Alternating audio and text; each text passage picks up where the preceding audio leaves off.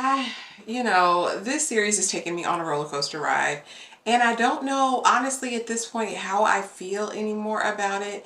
Because at this point, it's a little bit dragging and, this is not my ministry. But y'all, let's get right into it. I am talking Palm Royale, episode 9, Maxine Makes a Splash. Now, we know that Maxine, honey, was in the ocean. She was swimming with the fishies. Okay, because Auntie Norma did her big one, released the brake from the wheelchair and sent her careening into the ocean. And basically in the next morning, we're seeing her drifting on a piece of driftwood in the middle of the ocean, praying, hoping, wishing for someone to rescue her. Okay. We also flash back in this opening scene to Norma and Robert and when they met at the club and how she invited him over to her table and had him sit down with her, right? And let him know that he didn't really have to do this. You know what I mean? He could have a home with her, and all that she required was an agreement of discretion, right? Because she was going to put him to work. Because we know that Auntie Norma, a piece of work. Robert and Dougie wake up in jail and they're trying to make their calling to the house frantically, but to no avail because, of course, Maxine is in the ocean. And so Maxine's in the ocean and she is rescued by a super handsome astronaut, which, I mean, why not? Why not? Why can't there be an astronaut in the middle of the ocean to save her? Evelyn and the tennis pro, we know after the night with the whale, the kiss that they shared, have now gotten Bucky naked in his apartment that's being subsidized by Dinah. And just after, as he's ready to make her breakfast in the morning, a knock on the door, Dinah. Okay, but he won't let her in because Dinah's out of his life. He's moving on to broader pastures with Evelyn, who he probably thinks has money, but we all know doesn't have any bread. Mary stayed with Norma and decides that since Maxine hasn't paid her the $75,000 for fibrosis that she's owed, that she is going to take the cat, okay? Unbeknownst to her that it's been piecemealed back together because Maxine has broken it. It's not going to get you anywhere near 75K, sis. Mary has also turned into a militant revolutionary and she is with the Sister Circle doing the absolute most. Mitzi ends up being the one to bail out Robert and Dougie, but she says that, you know what, Dougie, I know I said no to the money because you knocked me up, but now I need that bread, right? I need the money. Evelyn is trying to displace Penelope with threats, but Penelope's like, I'm up on your game, pay Dougie $2 million, so sugar, you're out here on a limb by yourself.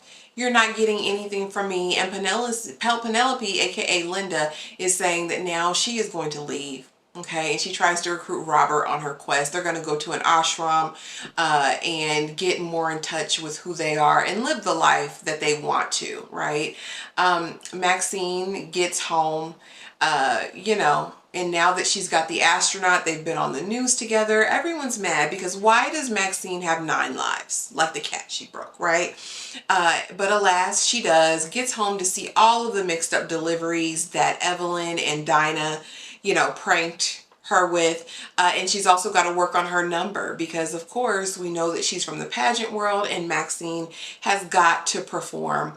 Mitzi's car won't start after she drops the gentleman back off at the home, and so she has to come in. And of course, Maxine is going to welcome her because that's her friend. That was her manicurist. That was her friend. Honey, finally we find Anne, and Anne is not gone to be with the Lord. She just is knocked out, right? Because we know Norma drugged her on the last one. And so they rush her kind of in an ambulance, and, Maxine offers to stay there with her just to make sure that Anne gets back on the up and up. Maxine offers Mitzi to stay and is like, listen, you don't have a place to go. Stay at the mansion with us. I'm going to need you. The ball is in 48 hours. We need you.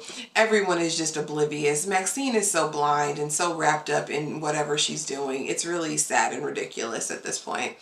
Robert puts together the clues and basically I think he knows Norma is the one who poisoned Anne. because she's been trying to take Norma out. And we'll see what he does with that information. Mitzi is giving Doug a manicure and gazing into each other's eyes, and it's just sick. Dougie's like, you know, I really love Maxine. I really love my wife. Blah, blah, blah, Dougie. We don't care. We don't believe it. Astronaut pops up at the hospital. Is it happenstance? I don't think so. But he's right there as Maxine is by Anne's bedside. And he's going to accompany her in her number. You know what I'm saying? As she performs, because he plays the piano. And immediately there is an attraction. You can tell she wants that man. She needs that man. And that would be a better man for her than Dougie. I need her to drop that 0 and get with the hero, but only after she gets a divorce. That's just my 2 cents. With that being said, since they were on the news and now that the astronaut is coming to the ball, President Nixon wants to attend. Meanwhile, we know the Sister Circle are on a concerted effort to take him down, right? Mary now being one of the most militant of them all. With Nixon on the way, the Secret Service stop by, right? Because they found out about this Sister Circle petition and they need to know what part Maxine played in it. And Maxine's like, yeah, I don't really read. I just signed it. And they're like, oh, don't read much, do you? And she's like, basically, I already said that. And she's like, well, you know, they have these secret meetings across the street in Linda, aka Penelope's house. And she, you know, got all the money and they do a bust. And I think they get everyone but Mary.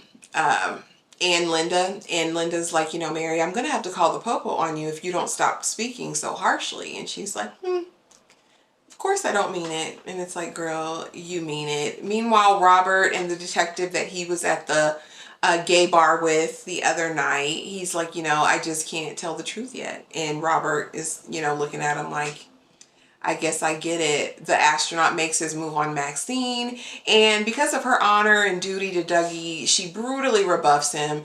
And he's like, I thought your marriage was dwindling and dying and that, you know, you were ready for something new. And she's like, no, I'm still married. I'm still a married woman. Dougie's trying to give the house away. That's the next scheme, as the sugar heiress points out to Maxine, unbeknownst to her. But eventually Dougie's like, but you know, I can't sign anything or do anything without your approval since you're the trustee. I am hoping that Maxine puts on her big girl panties and tells Dougie, go to the hot place. All right, I'm not selling your auntie's house. And while Norma is making all of these arrangements to get rid of Maxine, get rid of your Dougie. Get rid of him. Okay, Maxine is up and at it now. We are working our way to the grand beach ball. And honey, we'll see what happens. What does the future hold? I don't know. I don't know what the future holds for Maxine. I hope it's getting rid of Dougie. Maybe her and Robert go off together and just be besties somewhere and just live their best lives without the pressure of society and trying to be someone that they're not, and away from cheating Dougie, all of that. But you guys, that's episode 9. Palm Royale, Maxine makes a splash. Drop in the comments below. Let me know what you're thinking of the series. I honestly feel like it's dissipated so much and changed from what it was originally. It's just not giving that same punch, you know what I mean? But you guys let me know what your thoughts are. And if you are still here after all that, be sure to like, comment, and subscribe. And yeah, I'll see you guys in the next video. Thanks for watching.